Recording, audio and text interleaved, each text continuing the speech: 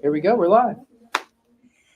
Hi, everybody. Welcome to Hope Books. We're in Matthews, North Carolina, and today is a very, very special day. Why? Because it is release day for A Peaceful New Year, our brand new collaboration project. And we have in the room with us the most amazing authors on the planet who have been a part of this incredible collaboration project. So tonight, we're going to hear from each and every one of our authors that are here and some of them that are also online to tell us a little bit about not only this project, but their heart behind their chapter. So why don't we give it up for our very first author, Natalie. Come on, give it up for Natalie, everybody. Natalie, tell us a little bit about yourself and tell us about your chapter in A Peaceful New Year. Yeah, my name is Natalie Dobermont Thompson. I live in the Ann Arbor, Michigan area, married to David and mom to 3 kids. Shepherd is 15, Rock is 13, and Noelle is 11. And we have our pandemic puppy who is now 4. Hey! Get you. So tell us a little bit about your chapter. So my chapter is called So Much Joy Ahead on Setting Intentions and Visions for the Year. So often we think about, you hear the goals. You think about just, what do you have, like new year, new me, right? All those things. And I don't know about you, but over the years, I felt more and more pressure on that. And that just didn't work for me. And so I started thinking about, what about intentions? My husband and I often have talked about visioning. So we said we use a time in January to cast vision for the family. We also practice the tradition of Advent. So December is very full for us because it's a season of waiting, of anticipation, of hope for us. And so it's not a time to be goal setting, so I can't have everything ready by January 1st, and so over the years, we've cultivated the habit of using the month of January. Sometimes it's a few weeks, but sometimes it's just like the grace of giving yourself the whole month to really use that time to set a fruitful vision for the year. That is incredible. And that's really what January is all about too. Yes. And anyone who tries to set their goals before January, I'm praying for you. Just Yes. praying for you. Because there's way too many cookies going on to set your goals. I'm just saying. So why don't you tell us a little bit, what are some goals that you guys are working through this particular month of 2025? So my husband, we actually just sat down the other day. So there's a couple different templates. I mentioned that in the book, a couple that we use. Perfect.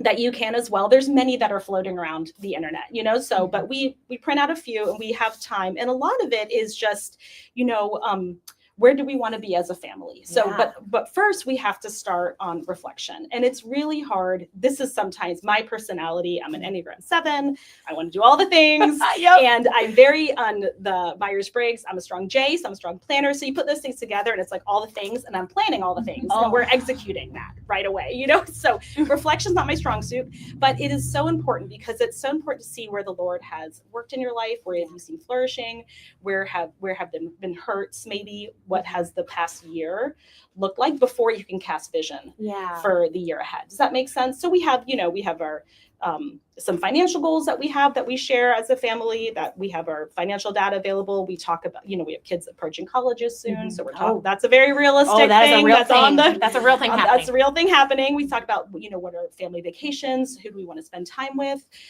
What friendships do we want to invest in deeper? And so we have moved around a lot. So we're cultivating friendships from places we lived before, but also going deeper into friends in our church community or our small group or just the people around us. My kids are in a new school, so just getting to know that community too this year has been wonderful, but it all takes time. And so some of it is just like thinking and just being very prayerful about it and taking the time to be like, okay, who's the Lord brought to our lives? Who do we want to invest in more? So it gets very personal. It can be a hard process to go through. I can imagine that awareness factor. That comes to it. At one point I read somewhere, which there's so many things you can read in this book. You should get it on Amazon.com right now. Just saying. When it comes down to it, I read somewhere where there's a family that sets intentions for the year, kind of like what you talk about in your chapter. And they put a little bit of everything on note cards on a table. And then they choose, okay, what are we going to invest in this year? And what are we not going to invest in? Because even what you say in your chapter is not even just about what you're putting into, it's also what you're taking out.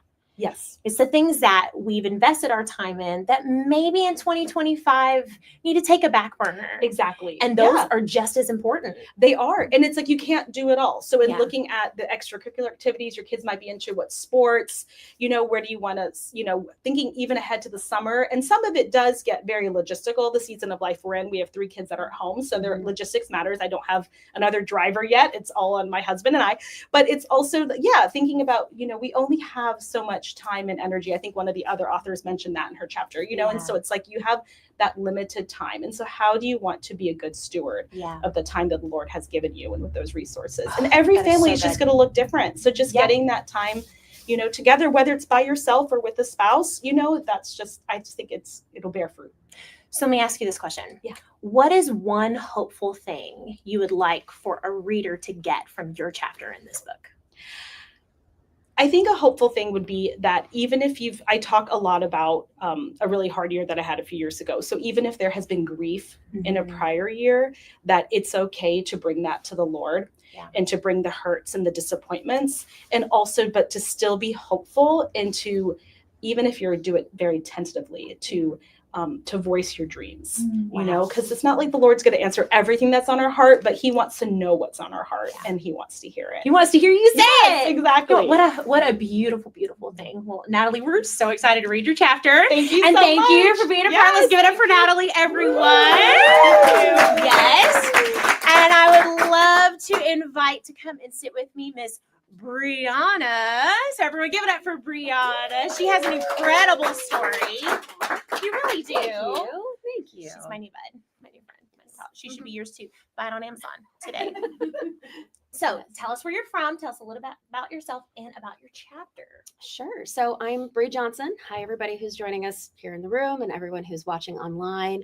I am the person who on LinkedIn has like 17 different adjectives after her name.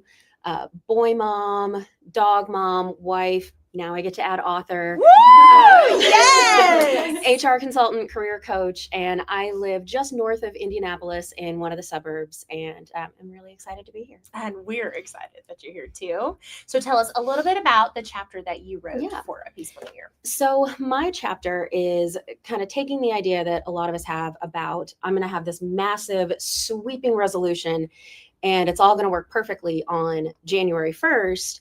And instead thinking about, I've never had that actually happen. Like as much as I want the new planner to make me a new person, it doesn't happen. So instead of thinking about what do I have to do differently to be a new person on January 1st, what has to happen between January 1st and December 31st for those changes to really be lasting? And I refer to what I call inch stones in the chapter. I love the idea of an inch stone. Very different than a milestone, right? Very different than a milestone. It takes a lot of inch stones to get you to that milestone. And it's one of the things that we have learned, my husband and I, being the parents of a special needs child. Walter, our oldest, doesn't hit milestones the way that his neurotypical peers do. And that's okay. That's not his journey. It's not supposed to happen that way. Took us a long time to get to that point, but the inch stones are still worth celebrating. And that's what I talk about a lot in the chapter is how do you decide what those get to be? And instead of approaching something and saying, ugh, I'm doing this for the very first time and I'm not an expert yet. Not that I've done that multiple times. But being able to say, okay, what needs to happen over and over again, consistently? How will I know that I'm on the right track? And then how will I celebrate that for myself? How will I celebrate that for my kids? And what do I get to do to reward myself for hitting all those little inch stones? And that is one thing you talk about in your chapter a lot at the end is that celebration element. It is one thing for us to set these little tiny inch stones even within our milestones, but if we don't celebrate them, that doesn't give us incentive to be able to move forward. Absolutely. So can you give us just an idea of what a celebration of an inch stone for your life would be right now? So I love celebration. If I were to come up with a list of like my personal core values, celebration is absolutely on that list, has been for a long time. If I can make cupcakes for anything, I will find the reason. Cupcakes will happen. But some of the things that I've done in the past, before I had kiddos, I ran half marathons, and I bought new running shoes after my first 5K.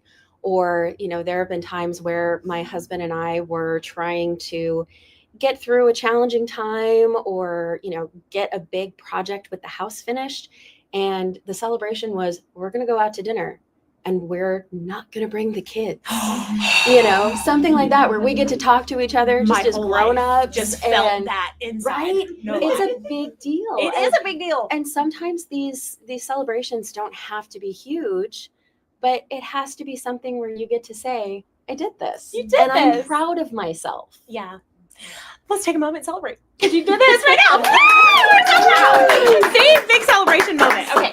So if you could share a hopeful idea or a hopeful moment from your chapter with those that are watching right now, what would that be? The thing that really stuck out to me while I was writing this is looking at the different things that my kiddos accomplish. And I know they're watching right now. So hi, boys. I love you. Letting them know, and in the process of letting them know, reminding myself that it's okay to make mistakes. It's okay to be a beginner and to give yourself the luxury of learning. And That's good. Being able to enjoy the process of being a beginner and trying something new and learning something for the first time, sometimes that's half the fun, or maybe more than half the fun, depending on what it is you're trying to learn. That is true. But just to acknowledge that things don't have to be perfect. And as a perfectionist, that's really hard to say out loud. But I think it's really important, especially this time of year. Yeah. And what a load off of your shoulders. Mhm. For certain. Yeah. Well, I am excited for everyone to get to read your book. I'm not going to lie, or read. Yes, because it is your book too. It's everyone's book. Yeah. But your chapter, I cried halfway through it. So trust me, Me it too. is definitely. While I Yes, was you writing did. We were crying together in the room as she was recording it. Good. So, but congratulations, and Thank we're you. excited to see what's coming soon down the pike from Hope Books with this one right here, because she is also a Hope Books author with us. am. We're so Yes. proud Yes. of you. So be on the lookout for things that are coming from Brianna. So Yes. thank you so absolutely. much Thank for being you. with us. Yay. Celebration time. Ready? Go. Woo! All right. Next, I would like to invite Jennifer to come on up. Or you can come right around. It's okay. Let me tell you, first of all, again, A Peaceful New Year. Incredible book all around. I had the absolute honor and privilege of getting to sit in the room with all of these incredible authors as they're reading through their chapters with a big box of tissues. Because I'm like, that's me. That's me. That's me. And trust me, if you're going through a season right now where you're just trying to figure out what is 2025 supposed to look like for you, this is the book for you. Okay. If you're trying in this season, this week, the first real official week of January, trying to find out what does December 31st look like for me, this is going to give you some wonderful clarity of thought and places to go and people to talk to and resources for your life to be able to make some lasting changes. But I want to hear about your chapter, my love. So tell our lovely audience a little bit about yourself, where you live, and about your chapter. Okay, I am Jennifer, and I am from Massachusetts these days. I am a Southern transplant there, and I've lived lots of different places. I'm married for 22 years. Wow. To Yes. a handsome man in the back. And Yes, you yes, can't he's see him. handsome. I have 2 teenagers at home, and they are amazing. I'm a psychologist, and I do a lot with my church. Wonderful. Lead the prayer ministry there, which is a gift. Yes. And your chapter, you dive really deep into the armor of God. Yes. And I love that. Tell us a little bit about that. Well, so Richard Rohr is a man who writes prolifically. And one of the core ideas that he talks about is the first half of our life is about building and achieving. And the second part is, like when all of that falls apart. A little bit. Yeah. And I would say at 40, my life started really changing through some significant events. And a lot of what I started looking at was not what I was achieving, but who I am. And at Wow. the beginning of the year, we don't talk a lot about goals are wonderful, tangible things. They need to be measurable. They're great. But this chapter is a bit more about how we focus on who we are and the character that we bring into those goals, into those situations. I mainly focus on gentleness because I'm not gentle.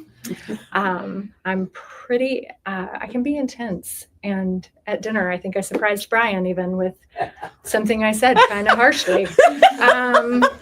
But if I want to make space for people to have a way to know how those long-standing things that are kind of our edges can become smoothed by our relationship with God.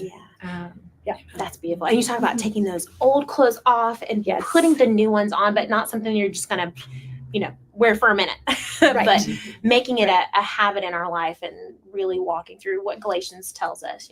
Yes. So in Colossians, Paul tells us to put on gentleness, humility, compassion, not easy things. We love to talk about them, but they're very hard to embody. And I was going through a season where I was like, I know you're calling me to be this, and I don't want to because it's scary and it's vulnerable, and it's easier to get hurt in those situations. So he took me to Galatians 6, and that his armor is about his identity over us and how that protects us and still allows us to be gentle and compassionate. That it's not out of our own striving, but more about sitting with him and letting him transform us. I love that. So, Again, I cried halfway through this entire chapter. In the midst of it, one thing that honestly in January, again, we think of goal setting. We think of, I'm going to eat better. I'm going to work out better. But if we're not working on our inner man, then the rest of those things fall to the wayside. And when it comes down to it, the Lord knows us by our fruit. And to read that chapter and to see, okay, we've got to put this on as a garment that we wear on the daily and let it shape us and mold us. I'm telling you right now, if you get this book or anything but that chapter, you need to get this book today. So what is one hope-filled thing you'd like to tell everyone tonight?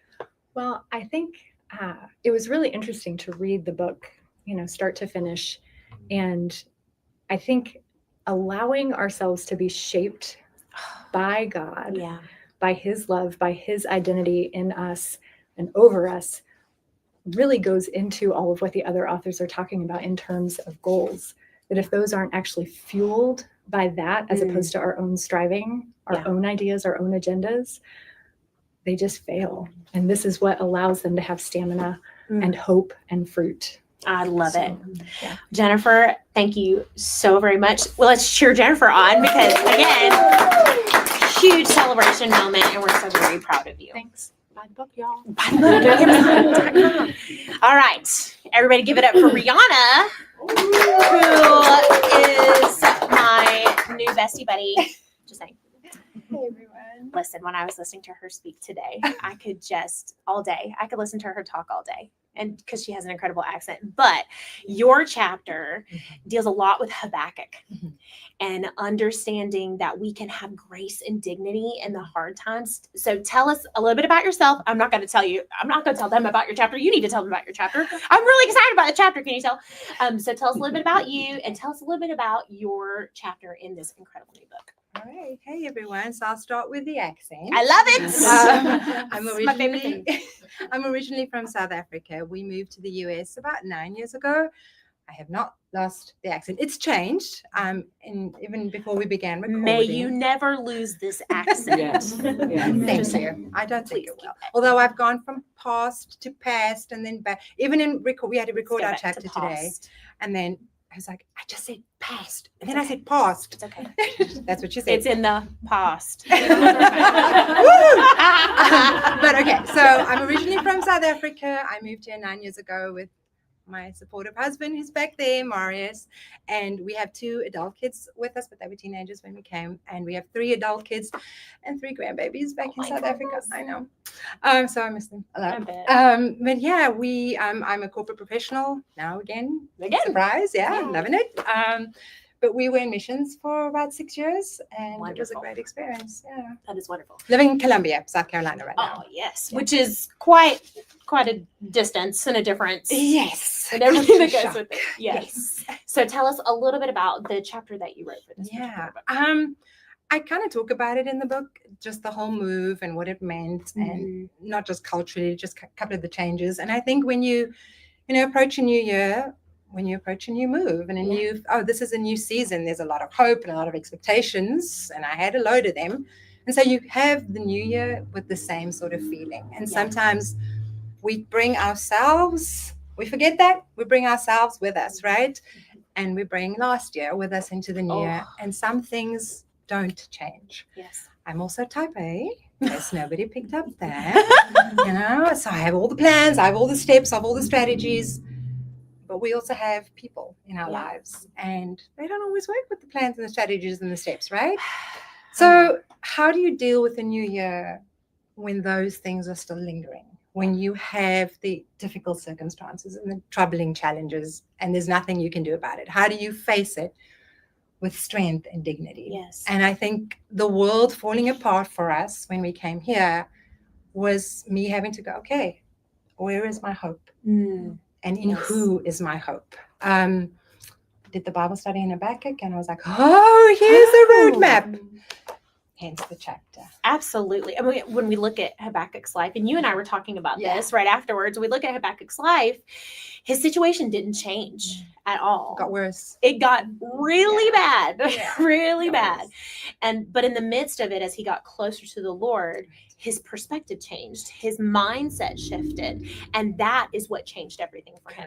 But nothing ever got better, got worse, but he knew whose he belonged to, and he knew where he stood, and God protected him and kept him close to his heart. And that is, to see that in your story in this chapter is such not only a beautiful thing, but it's an awe-inspiring thing too. So first of all, thank you for not only writing that, but also staying steady in your faith. And I know that had to be super, super difficult. I can't even really imagine. I don't think anybody in here would be able to imagine to the fullest extent, but to know that your faith has not wavered to that point where you left that faith. You stayed in, even though the circumstances didn't change. But that's part of the beauty of Habakkuk's story, is that his faith was so rooted because he knew who God was. And that's kind of, I go through 5 lessons that Habakkuk teaches us to be able to do that, to like not have a derailed faith, but a deep faith in the middle of life's ruins. And a new year, a new season, a new change, we all have these things, right? And January 31st hits and you realize, no, that situation is probably maybe not going to change, right? What do I do now? Exactly. And that was where Habakkuk stepped in for me. He knew where to go and he knew what to say. And God met him there. There's a phrase, our editor, when I wrote it, she was like, I love this. And there's a phrase where grace and mercy lies in God's engagement and not in meeting our expectations. I actually wrote that down right here. Grace and mercy lie in God's engagement, not in his meeting our expectations. First of all, post that on every. Because it takes the pressure off. One of the other authors just said it as well, right? Oh my goodness. Oh my goodness. First of all, I want to say thank you to Amanda, our editor of this book. Yes, thank you. She did an incredible job, and being able to be a part of this particular chapter is such a beautiful thing. So what is one hope-filled thing you'd like for all of our watchers to know? You know, I think that if you are facing a difficult time, if you are going, all right, there are things that I can definitely do, there's steps I can do, but there's this situation, recognize that God is in there with you. He's ready to meet you. And the chapter gives you some action steps. So again, I'm type A. So I'm like, I'm not going to give you a whole Every lot of lesson theory. has action steps. Right. There Just are for some you. things that you can do. It doesn't sitting and waiting. My favorite lesson is lesson 3, where Habakkuk gives a framework of waiting. Right. If you want to go anywhere. By the way, go waiting right is an action step. Yes. It's not nothing. It is something very important. And I love how deep you go into that. God's waiting to meet you there. Yeah. And so that's the encouragement. I'm so proud of you. Thank you. I'm so proud This of is you. awesome. So make sure Amazon.com. Or, come to Matthews, North Carolina, and come hang out in our store with us. Beautiful store. We would love for you to Yes. come and be a part of what's happening here. So thank you so much, Thank you. love. Let's give it Thank up for Rihanna. Also want to invite Melissa to the chair. Here she comes in here she comes in all of her glory. Okay. All Hi. right. I'm not going to sing That was a loud. fun I won't entry. sing loud, but it's all good. Okay, so tell us where you're from and tell us a little bit about your chapter, my dearest. Sure. So my name is Melissa, and I'm from Massachusetts. Everybody knows I know, but I live in Connecticut. Okay. And the second question that you had has already gone. What's your chapter about? I thought that's what you said. Honestly, I feel like your chapter comes so beautifully after Rihanna's chapter, because when we're Yeah. talking about we can't control our situation and Yeah. our circumstances. We just need to allow the Lord to transform us. Amen. Your chapter is about control. It really It is, is. and coming to that awareness. So tell us a little bit about it. It really is. Yeah, deep breath. So this chapter is incredibly important to me. Yeah. It's more than just a chapter in a book. Yeah. I did not it's- bring tissues, and what's wrong with see, me? and I had a didn't- whole box I read of the them. whole I had a whole chapter box. without crying, and That's not true. We cried. We cried hard. I tried to take pictures. Clapped and took a break. And Yes, That's all clapped. So it is. So it centers around essentially a breakdown that I had from January of 2021 through, or from October of 2021 rather, through January of 2022. It was 3 months, frankly, of just hell. Yeah. I couldn't eat. I couldn't sleep.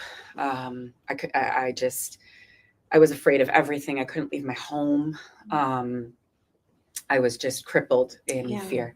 And no matter what I did, no matter how hard I tried, no matter how many people prayed for me, no matter how many verses I plastered all over the walls, how many demons I rebuked, how many scriptures I wrote on my heart and cried out to the Lord, it just was relenting and never ending. And by the grace of God, it did end, thankfully. And I'm here, living proof. You are here.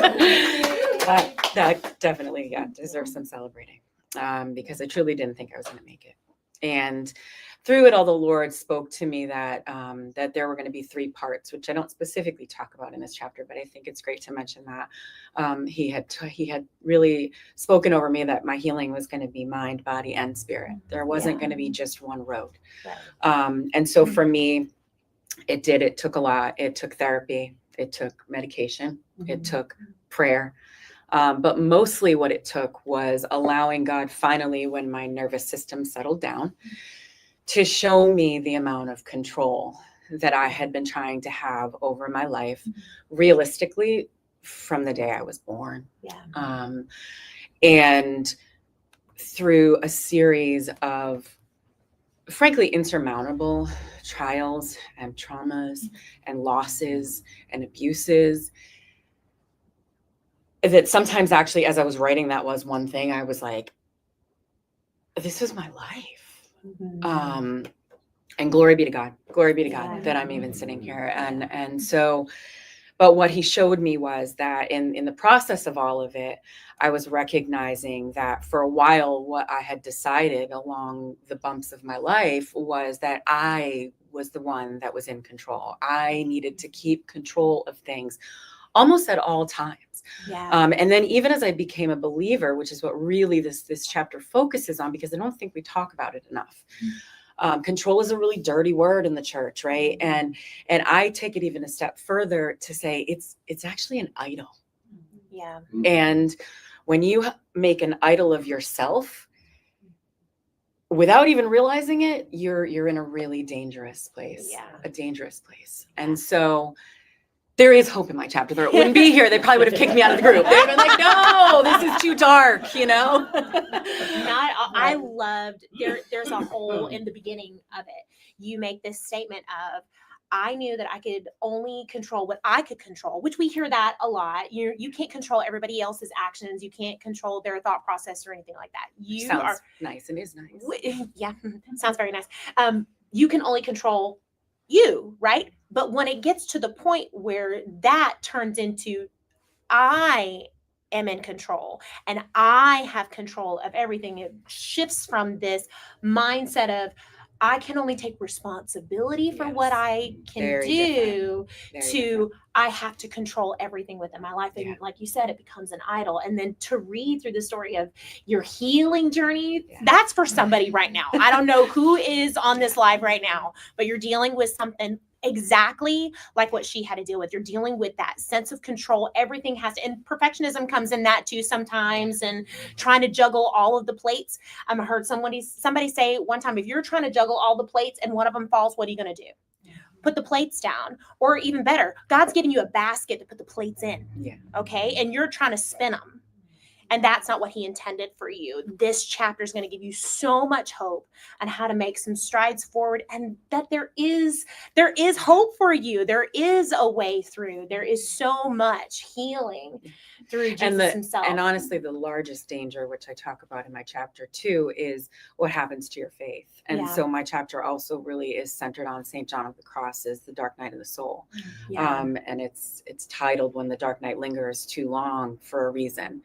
And for me, it got to a place where, I never stopped believing in God, but I forgot who he was. That's so deep and so real. Yeah. It is so real. Again, I think every one of these is definitely specific for somebody who's watching tonight. I don't ever think that those kinds of things are a coincidence. No. I don't even think there are coincidences. I No. think everything is ordained. But that specific thing right there, remembering who he is to you, not just what he can do. Yes. And that he sees you, and that he loves sees you, you. and that there is nothing that you can ever do that will get you out of Yeah. his grasp. But also, to be honest, what I think is even harder is to recognize that the damage that has been done to you, that you didn't ask for, Right. that you would wish away if you possibly could, that he wasn't not there when that happened either. Yeah. And what I really, really hope that my chapter does is give permission to understand that, like, it's okay to be upset. There's a whole limitations chapter. Yeah. Jesus wept. He Yeah. wept when he knew that Lazarus was going to be raised again, Yeah. because it's okay. And I think sometimes people just want to push the pain away, and we want to Romans 8 it left and right. And thank you, Lord, Yeah. for Romans 8. Seriously, thank you. And Thank it you, Lord, is for Romans 8. 1,000,000% true. And also. And And I don't even have to ask you what you hope that they get from it, because that's exactly what they're going to get from it. I'm telling you, this book is for you. And there's some mindset shift that's going to happen as you're reading through each and every page. Thank you, dear. Thank you. I'm so proud of you. I'm so proud. Yes, give it up for all of our authors. All right, I'd like to invite Nancy, Mama Nancy, to come on up to the platform, share all of the things. Nancy's chapter is all about perplexed but purposeful. So tell us a little bit about yourself and tell us about your chapter. I just love you. I love you too. She's my new bud. We are. I I am know. Nancy Radloff, and I am happily married to the love of my life, Mark, for 30 years. Whoa, 30 yes. years. So we are thankful for that and thankful for each other. And I am pleased to say that I am a Hope Books author. Yes, I'm so proud of you. I love all things Hope writers. So that's another talk show topic. Yeah, another talk show topic, And but we that's could okay. We'll Talk get about you. it next week at the conference. We sure will. So if you don't have a starter pass to the conference tonight, it's a really great night. And buy this book on Amazon. Just kidding. Not kidding at all. Seriously, do it. But anyway, tell us a little bit about your chapter. I can't wait for them to hear your specific words tonight. Chapter 8. Chapter 8. Chapter Great 8. chapter. I had a great setup. Thank Seriously. you, co-authors. Tough acts to follow. And I will say that the following chapters are just as beautiful. They really are. So thanks to Brian and team for orchestrating and putting together a really great lineup. I do love how each chapter really does build upon the next one. It definitely was a special project. Okay, chapter 8. Yeah. Tell us about it. Moving from perplexed to purposeful, focusing on God's plan. Yeah. So I start with Ephesians 2, 8 through 10. And from there, I go on to expand how God loves us and has a plan for us. Yeah. As the reader reads on, they will be affirmed in God's plan as creator, That's as so beautiful. redeemer of our souls, and empowerer, that's hard to say, empowerer of our purpose. Yeah. You will see your self-worth is in God's plan. Yeah. And then when you read on, it gets engaging. I give you some activities to do. Yes, which I do love those activities quite a bit. Very specific too. Mhm. And you will be able to identify your GTAs and orbits. Orbits were my favorite. And we're going to let you read about it Yep. to find I'm out not going to what tell you about your it. GTAs and orbits are, and they will help you live out your calling. Yeah, they really will. This particular chapter, Nancy does such a wonderful job with breaking down those specific things and helping give you really a roadmap.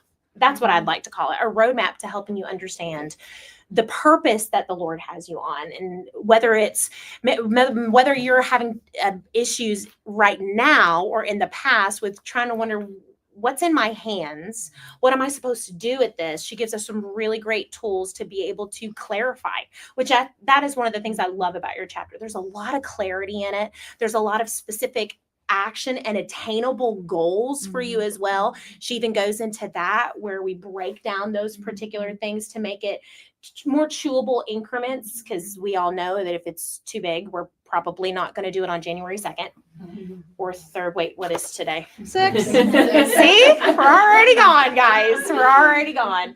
But to be able to have those specific things and broken down for people to truly understand.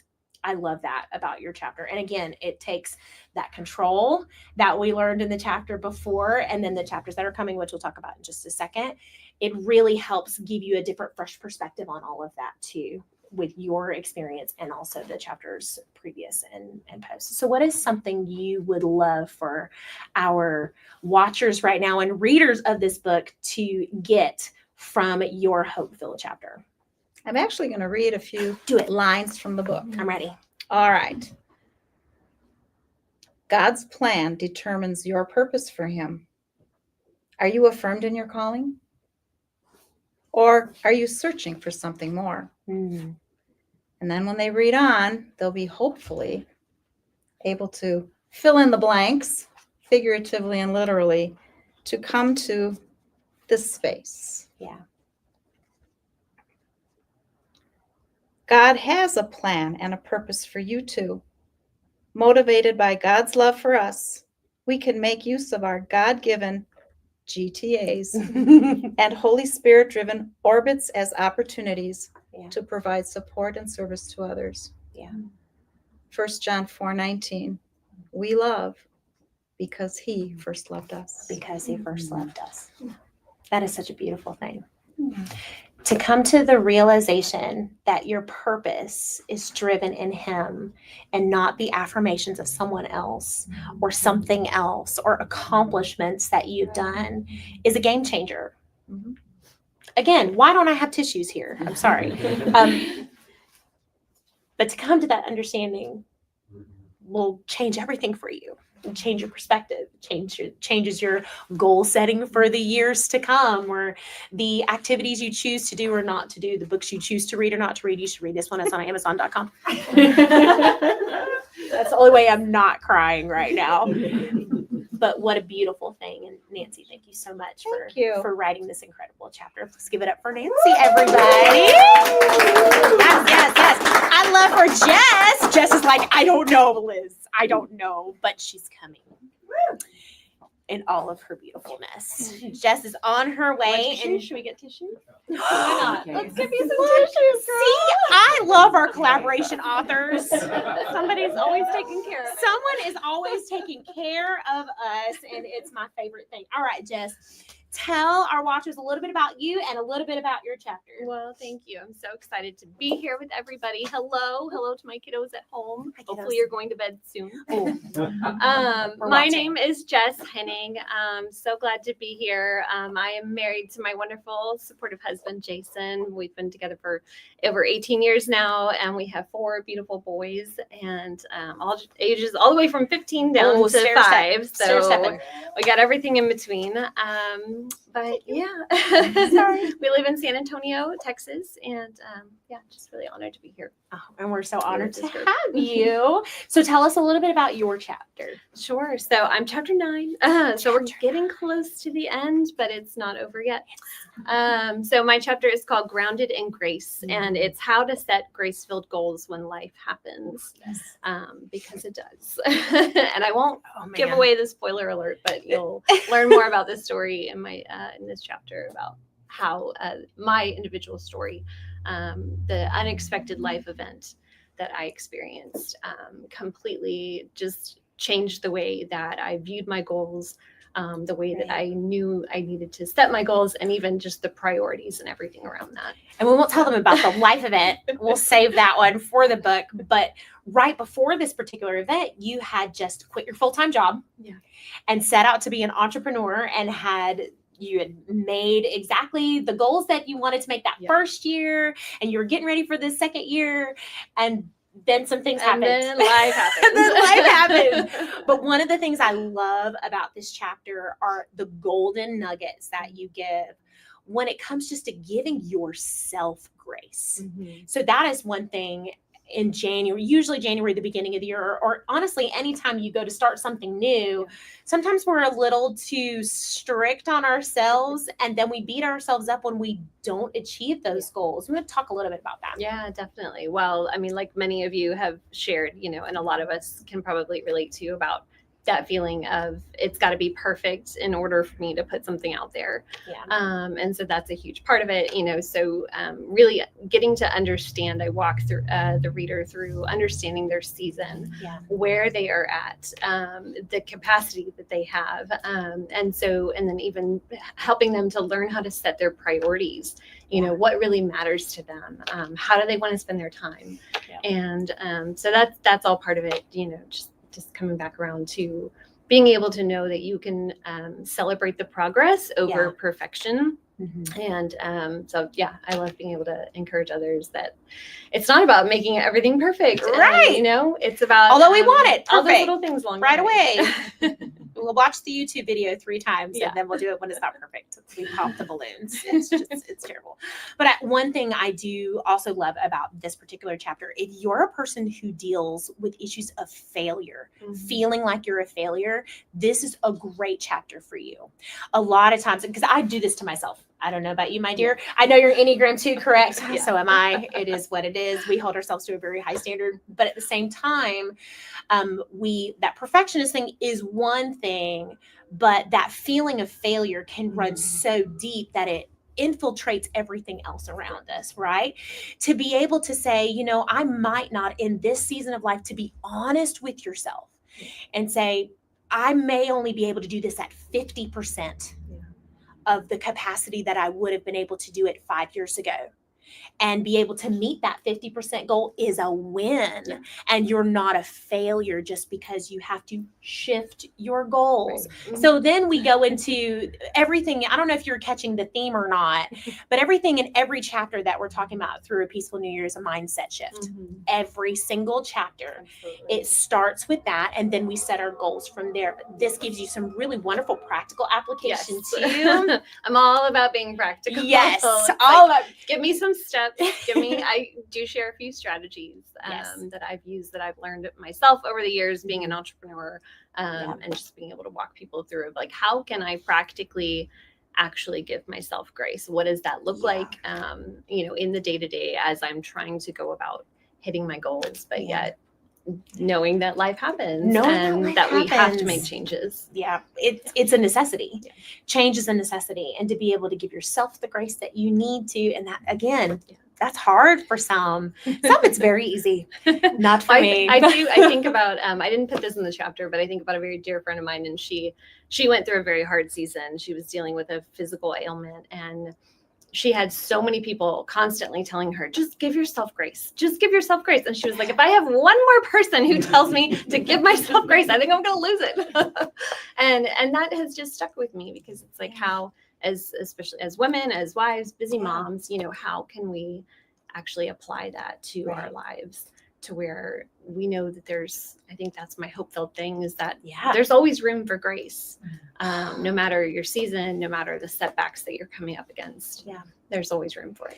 Somebody needs to make that their phone background right now. There's always room for grace. There's always room for grace. Yeah. And you have to have grace for yourself if you're ever going to have true grace for others. And that's one thing too.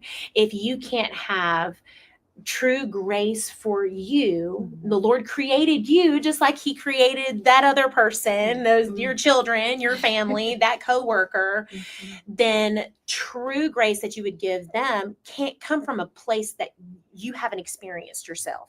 All right. We give out of an overflow, right? Absolutely. We give out of an overflow. So that beautifully written chapter. And I'm telling you right now, great practical application for that too. I needed that. Again, crying. We cried. We cried. But we laughed. And we laughed a lot. But it's because, okay, first of all, we both liked the home edit, and we were totally fangirling at the same time, because we bought the same book at the same time. We didn't even know each other, which is great. And I learned about it in her book. You should get it on Amazon.com right now. But it was just so wonderful to have some practical application of, how do I deal with this thing in my head? Yeah. And again, you got to race with yourself. How do I do that? She talks about it in this chapter. So if that is you, that is a great chapter for you to jump right into. Dearie, thank you so much. Let's give it up for Jen. Yes. I'd like to invite Miss Stephanie to come on up. She's like, oh, this is scary, but she can do it. Oh my goodness.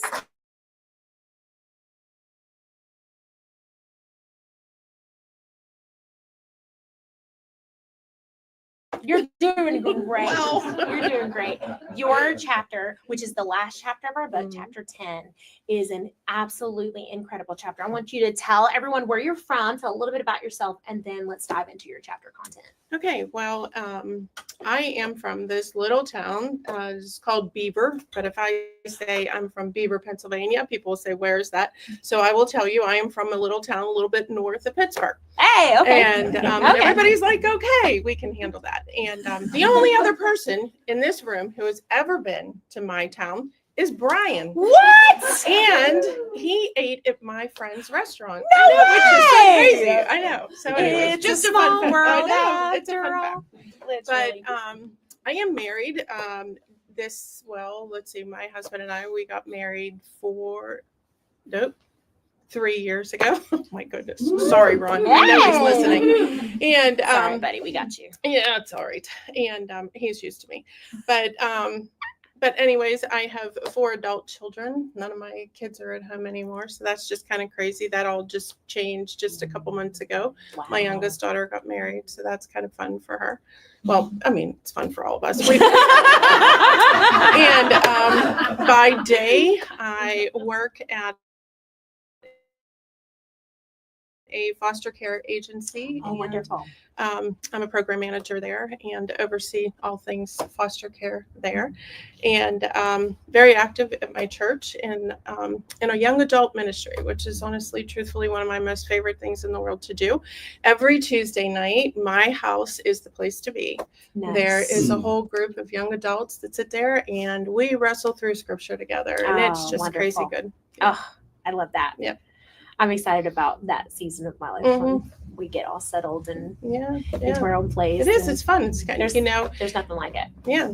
I'm figuring out now what God wants for me to do next. So it's good. It's writing your full book is what it is. Well, especially after you read this chapter. Yeah.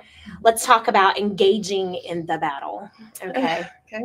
All right. Tell us a little bit about what your chapter Okay, It's all well, so about the cult. I gave you a little bit. Engage it in the vows. yeah, Just so a little bit. well, so interesting. I kind of practiced just a little bit before this because I am not good with these on the spot questions. And but the name of my chapter is Letting Go, Moving Forward Unburdened. And it isn't at all like the typical New Year thing, because it is focused on really all the things that we drag along with us constantly and we hold on to them. Yeah. And those are the very things that keep us stuck. And so my chapter is about letting go of those things so we can live in freedom. Yeah. Mm-hmm. The whole section in freedom, first of all, is very near and dear to my heart, because that's my husband and I are both pastors, and walking people through different areas of freedom in their life, whether it's, self-doubt and or dealing, there's specific heart blockages that you deal with on a regular basis that hinder us from moving forward in our faith. But to see the words, not only walking into freedom, I totally wrote notes for pretty much everything. Hold on to truth and prepare for war was probably one of my absolute favorite things that you wrote in that book, because it is. You cannot, first of all, you can't go into war without having the truth on you. Of course, we're going back into that armor of God too. You got to have the full armor on you, but to hold on to it, but prepare to fight. Oh, yes, most Prepare definitely. To fight. What has that looked like in your life? Oh, that's a little personal there, Liz. Just a little bit. Just a little bit. Well, I mean, oh, good grief. Well, okay. So everybody has ideas on how you're supposed to live your life. Yeah. And, and it is so easy to let everybody else's words, thoughts, opinions, expectations of you to get in there, and it can really mess with you, and it causes you to doubt everything you're doing, and you will constantly be going around in this circle. And it is particularly hard when those people have a very close relationship with you, because then how do you how do you live authentically who you are, who you really believe that God is calling you to be? And God doesn't tell us to love other people because it's easy. Yeah. I mean, he knows that it is yes. Yeah.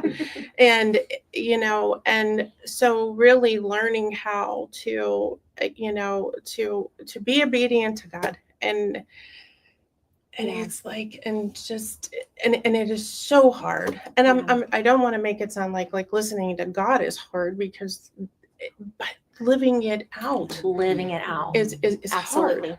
And because there is a cost to it. And so how do you then live with that cost, knowing that the price is there? Yeah. But your focus is on him. Right. Right. I'm thankful that even though there is a cost and the fight is hard, that we are promised that we don't have to go through it alone. Right. Absolutely. That is the beauty of our faith. And that is the beauty of the gospel in itself. To have to war through with the truth on us, but we don't have to do it alone. Right. We got a mighty army. Yes, we do. Yes, we do. So what is one, again, I'm crying, sorry, but what is one beautifully hope-filled thing you would love for those who are going to read this book to get out of your chapter? Okay. Then the reality is, and the truth that what God wants us to know, to really know, is that you are never too far gone. Yeah. Now you're going to make me cry because I can't. I got extra tissues because our crew has set us up. We're good. Yeah, but there is not one mistake. There is not a multitude of mistakes that you can possibly make. There is no hurt. There is just nothing that he cannot redeem. Yeah. And that is the truth. There is nothing he cannot redeem. Amen. And that's for me. I don't know if it's for anybody else in this room or if it's for you, but there is nothing that he cannot redeem. Right. You need to buy this book, like right now. Like go to Amazon.com and get it right now. Thank you, Steph, thank you so very much. Okay, so now we have two very special guests, because we're not done, believe it or not. We have two very special guests that are joining us from afar. Rebecca, are you here? Where are you? There she is. Rebecca, there she is. She's so beautiful. Rebecca. Making sure I don't have any mouse going. So, Rebecca, first of all, tell us where you are, and then we want to talk a little bit about your book. So, tell us a little bit about you and where you are right now. Great, great. I'm so excited to be able to join you this way. My name's Rebecca, and I live in a little suburb of Houston, Texas. And I'm a licensed clinical social worker and have a therapy practice here where I do all virtual therapy, and I work with women who live in Texas and Tennessee. And yeah, so that's where I am.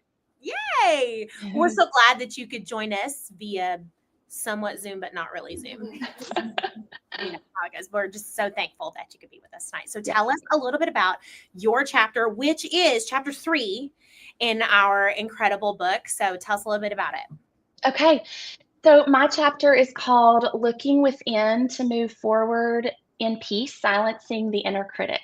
And I wanted to write this chapter because, especially at this time of year, you know, we have all of these things that we want to accomplish, and for a lot of my clients and for myself, the thing that holds us back is that voice in our head, that tells us that we can't be trusted, that we always mess up, that we never follow through, that it's not going to turn out the way that we had hoped. And so we sort of get discouraged before we ever even gain any momentum. And so I wanted this chapter to be a tool to sort of help women identify those areas where they're doing that in their life, and then hopefully give them some really practical tools to help them.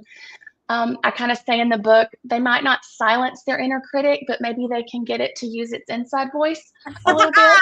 And so, yeah, we all need some help to do that from time to time. So that's what I'm hoping this chapter will do for the reader. Put some cotton balls in his mouth. That's right. That's tough. And this is such a real issue. Like, this is, I mean, every issue that we've talked about tonight, every single chapter has had a very tactical and very poignant things that we need to address as we're going into this new year. And I love the awareness of dealing with your inner critic. And you're 100% right. Whether we want to admit it or not, we all deal with it. Am I right? I mean, we all deal with the inner critic. So tell me a little bit about, or actually, why don't you give us like two, I'm not going to say two because I want them to actually do this chapter. Give me one practical application tip you can tell our viewers right now in the midst of dealing with that inner critic. Sure. So one of the things that I kind of lay out is to help people sort of be able to identify what type of negative thinking they're having. And so in the therapy world, we call these cognitive distortions, but it's just these ways that we're not really thinking correctly. And so one of those ways that we do that, I'll just give an example of a practical example, is we kind of do like all or nothing thinking. So this black and white, it's either amazing or it's terrible, right? It's one or the other. And so one of the practical tools that I share in my chapter is that we can learn to reframe that thinking to something that feels true, because it won't work if it doesn't feel true. Something that feels true, but that is more in alignment with reality. Because when we are overwhelmed or we're discouraged, our thinking doesn't always line up with what's real. And so I give some practical kind of strategies, and reframing is one of them. I talk about some another tool that's questioning. It's called Socratic questioning, where you sort of question the thoughts that you're having until you get closer and closer to something that feels true. And then I talk about another method as well. So I tried to lay it out where we could apply lots of different situations to it. So whether you're trying to goal set in some big way for your career, or whether you're trying to, decide some goals for your family, that you could hopefully find some really practical things in here that could help. I love that. I love that. What is true versus what is almost true, Mhm. right? So, what is one hope-filled thing you would love for a reader to get out of your chapter? Oh, wow. I hope my chapter can give the reader some tools to help them quiet that negative voice, that loud inner critic, so that they can face the new year full of hope and excitement and be excited about the possibilities and not afraid of failure. Like you mentioned before in one of the other chapters, that can get us stuck. This thought that we've never really been able to meet this particular goal in the past, and so there's no way we can do it now. And I want us um, to think differently and realize that it's possible to change the way that we think. Like you said, the theme among all 10 of these chapters is that we have the ability to change the way we think, that this mindset shift about how we want our life to be, the kind of person we want to be, um, we have control over that. There are a lot of things we don't have control over, but we do have control of what we think. So my hope would be that the reader feels that sense that they can make a change and that they can move into this new year full of hope and possibility rather than fear of failure. Absolutely. Oh, I love it. Oh my goodness. Everybody give it up for our awesome Rebecca. And last but not least, we have Lindsay with us as well. First of all, the fact that we have all 10 authors is rock star right now. And if you haven't figured it out already, the book is called A Peaceful New Year. You can buy it on Amazon.com, or you can come visit us in Matthews, North Carolina, to the Hope Books bookstore. We would love to have you. But Lindsay, how are you? Good. How are you? First of all, I think we've talked on the phone like 3 times, and I've never actually gotten to see you face to face, and I'm so excited about this. So why don't you tell us, first of all, where you are, a little bit about yourself, and a little about your chapter. Well, right now, I actually just landed at Pittsburgh International Airport with my family because we went on vacation. And it's really funny because I don't know if I knew this before, but I'm actually from a town close to Beaver. So I'm pretty close to Stephanie. Yeah, I'm from Elwood City. So like I'm about 25, 30 minutes from her. That's so crazy. That is nuts. You and Steph got to get together. I know. We'll have to go to Cafe Kolache and get a coffee and a She kolache. knows exactly where that's from. I love it. I love it. Yeah. So tell us a little bit about your chapter, Lindsay. So my intention with my chapter was to provide a framework for people that they can go back to at any point throughout their life, because it's really just the pillars of building a firm foundation, like the title says, building a firm foundation for your health, not just for the new year, but for beyond that, for any time. And it's just the basic principles that I provide my clients as an integrative nutrition health coach. So it's kind of like having a toolbox that is practical, it's simple. I tried to not make it, I didn't want to overcomplicate things, like just here's the areas that we want to look at, here are the things that we want to do. And if you do those things, you can virtually put dis-ease, because we say disease or illness, but disease is dis-ease. It's when we are out of alignment, we're out of ease. And so these things will virtually put you on a healing path with anything, whether it's digestive or it's hormonal or it's your skin. I mean, I've had all kinds of things. I specialize in thyroid and hormone health, but I have helped clients with irritable bowel, migraines, all kinds of different things. So that's incredible. Absolutely incredible. So tell us maybe one practical application step from your chapter that our watchers and listeners and readers can find from what number is yours? Your number is 6. Chapter 6, just about smack dab in the middle, right around. So tell us one practical application tool from your chapter. So it's funny because one of the biggest factors with why people have a hard time. They say, okay, I want to lose this weight, or I'm having arthritis, I'm having, these issues with my joints or my periods. And I really want to just kind of do a reset, get myself into a better mode with my eating and my exercise and the way that I'm treating myself. Women especially, we tend to be very internal with all of it, and we don't communicate our needs or our goals or our intentions as clearly and maybe as detailed as we should to our spouse or partner, or even our children, just your family, whoever you live with, which in the chapter I call it the investor presentation, because honestly, it's like you have to have a meeting and you have to kind of lay out, like, look, this is what I want to do, but it's not about me. It's about me being able to serve in the roles that I'm in, because obviously as women, we have many roles. Yes. And so, it's about being able to serve joyfully and healthfully. And obviously the spiritual connection to that is important as well. But the communication is definitely something that I focus on, and helping people to kind of build that bridge of awareness and communication with their loved ones for support. And that, I do believe, is one of the number one, if it's not the number one issue that marriages have, that families have, is a communication issue.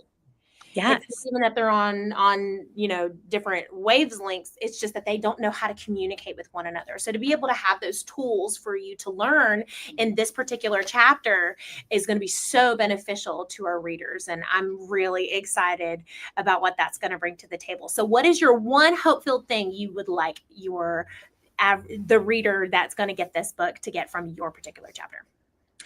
I would have to say that you can start over as many times as you need to, because here's the thing with health and wellness is that it's not this like linear thing and I've failed, or you know what, I tried this before. It's a lifelong commitment. Yeah. It's a lifelong journey. Yeah. It's not short term. It's making little changes, forming new habits literally over the course of your life. And sometimes people can find their groove in 6 months. Others, it might take 5 years for you to just, you get on the wagon, you fall off, or you make a few changes, maybe you kind of stop and then you go back. It's never too late to start. You can start over as many times as you want, because it's just about the journey. It's about the adventure, and that being that lifelong process. Yeah. That is beautiful. Lindsay, thank you so very much for not only your contribution to this, but also being pretty much at the airport and hanging out with us here in Matthews, North Carolina. For everybody that's watching, the book is called A Peaceful New Year. You can buy it literally right now. In fact, I recommend buying a couple of copies and giving them to friends. This is a season of, for many, prayer and fasting season. Great book for you to dive into in this season of rejuvenation. Amazon.com is a great place for it. But I'm going to do you one even better. Maybe you're looking at this incredible group of authors and saying, how can I get involved in that? How can I be a part of something incredible like this? Well, we have collaboration projects that happen all year round, and you can find out more information about that at hopebooks.com. And we would love to help you get plugged in and be a published author. Can you believe you're a published author? How incredible is that? There are so many incentives to be a part of a collaboration, and not to mention just being a part of an incredible group of people. Last thing, if you are watching one of your favorite authors right now, why don't you drop in the chat, I'm so proud of you, whatever their name is. There's 10 of them, or put all 10 names in. Yes, ma'am. 2 more seconds. Yeah, bring it on. So clearly my chapter has to do with anxiety, and yesterday was a 10 out of 10. So I need to say thank you to my husband that I didn't even mention. And I was stewing over there, listening this whole entire time. Hello to my husband. Thank you so much. Husband. Yes. And my 4 amazing children and one up in heaven. So I just need to make sure that I said that. Forgive me. I love these people 100%. again, we're so excited that you joined us tonight. Give it up for Brian Dixon. And y'all, we couldn't have done this without the amazing Liz. So one more hand for Liz, our MC. Thanks for being here. Have a great night. Thanks, everybody. Bye. Oh, and Hope. Awesome. Love you, Hope. Hope's like